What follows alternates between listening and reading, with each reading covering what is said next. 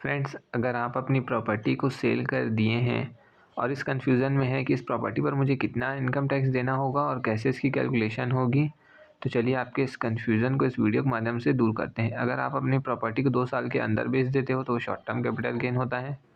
अगर आप अपनी प्रॉपर्टी को 2 साल के बाद बेचते हो तो वो आपका लॉन्ग टर्म कैपिटल गेन कहलाता है। अब बात करते हैं कि इसमें टैक्स कैसे लगता है।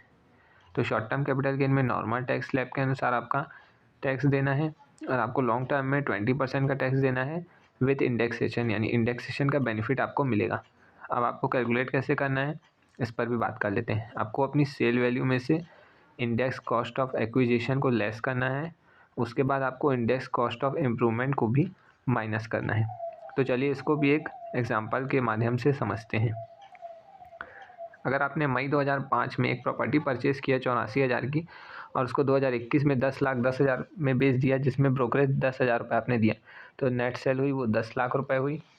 कॉस्ट ऑफ एक्विजिशन आपको निकालना है मई 2005 का 84,000 डिवाइड बाय 117, जो उस समय की इंडेक्सेशन वैल्यू थी, और मल्टीप्लाई कर देना है अभी की इंडेक्सेशन वैल्यू से। अब आपको सेल में से कॉस्ट ऑफ एक्विजिशन को लेस कर देना है, तो आपका नेट कैपिटल गेन जो आएगा वो आएगा 7,72,411 रुपये का sale value minus cost of acquisition.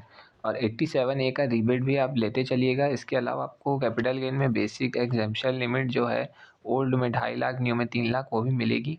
अब सेक्शन 54 में अगर आप अपनी प्रॉपर्टी को सेल कर देते हैं और फिर से एक प्रॉपर्टी ले लेते हैं तो आपको जीरो टैक्स लगेगा, यानी आपको कोई भी टैक्स देने की ज़रूरत नहीं है। इसकी कुछ कुछ कंडीशन है, यानी आपको प्रॉपर्टी सेल करने के 2 साल के अंदर एक न्यू रेसिडेंशियल प्रॉपर्टी ले लेनी होगी और 3 साल तक उसका कंस्ट्रक्शन पूरा कर लेना होगा। 2 कंडीशन है, या तो 2 साल तक आप उसको ले लें न्यू रेसिडेंशियल प्रॉपर्टी को, या तो 3 साल तक उसके कंस्ट्रक्शन काम पूरा कर लें, तभी आपको इसका बेनिफिट मिलेगा। ऐसे ही वीडियो के लिए चैनल को सब्सक्राइब, वीडियो को लाइक जरूर करें।